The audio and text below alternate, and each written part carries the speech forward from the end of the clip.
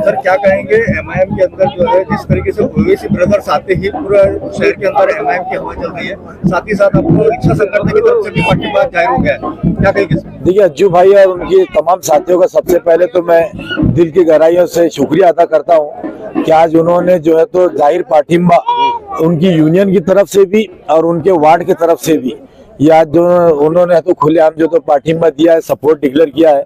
मैं तमाम मजलिस की तरफ से जो है उनका शुक्रिया अदा करता हूँ। और आपने कहा जैसे ओवैसी ब्रदर्स जो है तो आने के बाद में सारा माहौल चेंज होता है। ये ओवैसी ब्रदर्स वही है जिन्होंने मुसलमानों के अंदर एक अवेयरनेस लेकर आई संविधान के बारे में, वरना मुसलमान कभी संविधान के बारे में इतना जानता नहीं था।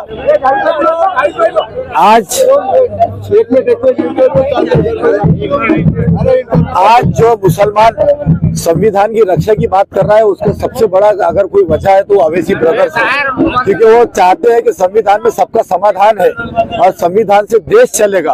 तो यही उनका मैसेज जो है तो सारे लोगों के अंदर आम हो चुका है। उसके बाद उन्होंने यही कहा है कि जो हम हमेशा पिछड़े समाजों को, पिछड़े लोगों को जो है तो वो किसी भी कास्ट का हो उसको आगे लेकर आना चाहते हैं। जबकि आज की जो बीजेपी की पॉलिसी है वो चाहे मुसलमान हो, दलित हो या ओबीसी समाज के लोग हो, उनको जो है तो वो पीछे ढकेलना चाहते हैं। वो जो है तो मनुस्मृति को लागू करना चाहते हैं, संविधान को हटाना चाहते हैं। यही वजह है कि ओवैसी ब्रदर्स को जो है तो यहाँ की जनता ने, देखिए नासिर सिद्दीकी के जैसे कहीं आएंगे और चले जाएंगे, लेकिन यहाँ पार्टी चलेगी तो यहाँ की आवाम की वजह से और ओवैसी साहब की वजह से, क्योंकि ये लोगों ने ताकत दी है और ओवैसी साहब के हाथों को मजबूत किया है। और कुछ लोग हैं जो पहले कभी मजलिस में हुआ करते थे, आज वो लोग नहीं है क्योंकि उन्होंने उनके क्या कारनामे किए पता नहीं है, लेकिन आज वो जाके मजलिस को कोसते हैं और बुरा भला कहते हैं, फिर टिकट की लाइन में भी खड़े रहते हैं। तो आवाम सब तरीके से जानती है। आज डेवलपमेंट के सारे काम आप औरंगाबाद को देखिए, 4 महीने पहले जो है तो गढ़ों का शहर कहा जाता था और मजलिस को कोसते थे लोग, लेकिन आज ये बेहतरीन नुमाइंदगी है हमारी कि हमारे दलित और मुसलमान इलाकों के अंदर बेहतरीन सड़कें बन रही है। क्योंकि सारी सड़कें जो है तो हम लोग सदन में थे, उनके इलाकों में लेके जा चुके थे लोग। हमने फडणवीस का घेराव किया, 100 करोड़ रुपए हमारे इलाकों के लिए अलग से सैंक्शन करवाए। तो आज अल्हम्दुलिल्लाह जो है तो पूरे इलाकों के अंदर पक्की और बेहतरीन सड़कें नजर आ रही है। रिक्शा संगठन की तरफ से बार-बार जो है उनकी कुछ मांगे थी, उनको लेकर मोर्चा खोल रखा था और साथ ही साथ आप पे उन्होंने जो भरोसा करके जो आज रिक्शा संगठन का जो आपको पाठिंबा मिल रहा है, क्या उनकी जो मांगे है वो आप आगे चल के अगर आप आमदार बनते हैं तो उनकी मांगे पूरी होगी? देखिए रिक्शा जो है तो मैं समझता हूँ कि जो रिक्शा चलाता है ड्राइवर जो होता है वो बड़ी मुश्किलों से जो है तो अपने खानदान का पेट पालता है। और आज शहर में प्राइवेट कितनी गाड़ियां हो जा रही है, उसके ऊपर जुल्म ये है कि यहाँ पे ई रिक्शा आ जा रहे हैं, फिर जो सरकारी सिटी बसेस है वो भी आप लोग जो है तो दौड़ा रहे हैं। यहाँ पर कहीं ना कहीं इनका जो है तो बहुत सारा नुकसान हो रहा है। फिर भी कैसे भी अपनी गाड़ी को खींच रहे हैं तो पुलिस वाले खड़े हैं, कहीं से भी खचक करके फोटो खींचते हैं, उनको ऑनलाइन पावती भेज देते हैं। 100 रुपए की पावती को 1500 रुपए कर दिया आपने, ये जुल्म हो रहा है। तो इसके खिलाफ आवाज उठनी चाहिए।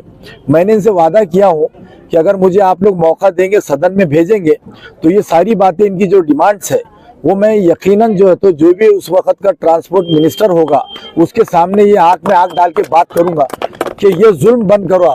आपको मालूम है कि शहर में कितने लोग रहते हैं और कितनी गाड़ियां हैं, उसके बाद आपने परमिट को ओपन कर दिया है, जबकि परमिट ऐसा ओपन होने के बाद में जिसको जरूरत भी नहीं वो भी गाड़ी लेता है, किसी को भी किराए से दे देता है। तो कहीं ना कहीं पैसेंजर्स कम हो रहे हैं, गाड़ियां बढ़ रही है, उससे एक नुकसान हो रहा है। दूसरी बात आप देखो रिक्शा स्टैंड के बारे में, जहाँ पे भी खड़े रहे वहाँ पे कोई उसका लीगल उसका जो होता नहीं है। आज महानगर पालिका का काम है कि कहीं सरकारी जगह है सिटी के अंदर, वहाँ पे बाज़ाब्ता 15-20 ऑटोस का जो है तो एक रिक्शा स्टैंड जो है तो रजिस्टर करके इनको दिया जाए। तो ये सारी बहुत सारी डिमांड है इनकी, तो वो यकीनन अगर मुझे मौका देंगे तो इसके ऊपर ये बातों को मैं इनको वादा किया हूँ और मैं जरूर इनके लिए नुमाइंदगी करूंगा और इनके लिए लड़ाई लड़ूंगा जरूर इंशाल्लाह। अज्जू भाई क्या कहेंगे मध्य से जो नासिर सिद्दीकी साहब अंदर के लिए उनको अपना समर्थन दिया है, क्या कहेंगे? हमने बहुत शहर में आमदार देखे, बहुत आमदार देखे, मगर गरीबों के लिए कोई आमदार ने काम नहीं किया। हमको आज समझ में आया, हमारे संगठन को हम लोग बहुत परेशान थे, हमने नासिर सिद्दीकी साहब करने गया। इससे पहले भी इन्होंने हमारा काम किया, नासिर सिद्दीकी अपने रिक्शा वालों के लिए खड़े हुए।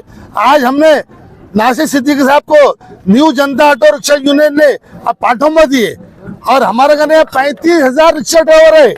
नासिर भाई हम आपके साथ है, आप हमारे 5 डिमांड है, आप हमारा डिमांड करिए, हम आपका हमेशा आपके साथ रहेंगे।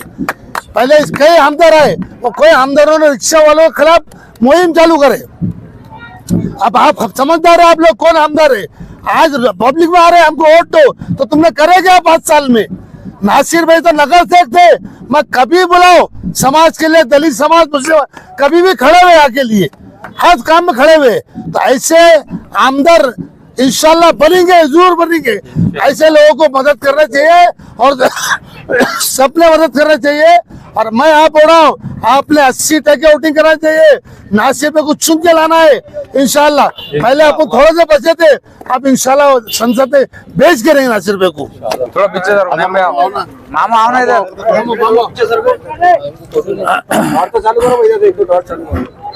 टाच चालू करो मैं न्यू जनता ऑटो रिक्शा का शहर अध्यक्ष, हमारे अध्यक्ष अज्जू भाई, आज हमारी मीटिंग हुई और हमने मध्य के अंदर, सेंटर के अंदर हमारे उम्मीदवार MIM के जो नासिर सिद्दीकी साहब है, इनको न्यू जनता ऑटो रिक्शा के तरफ से हमने पाठुंबा दिया। पाठुंबा इसलिए दिया कि अभी तक जो भी आमदार विद्यमान आमदार थे, जो उन्होंने आज तक रिक्शा वालों के लिए कुछ नहीं किया। यहाँ तक कि मुख्यमंत्री ने भी कुछ नहीं किया, क्योंकि वो भी रिक्शा चलाए हुए मुख्यमंत्री।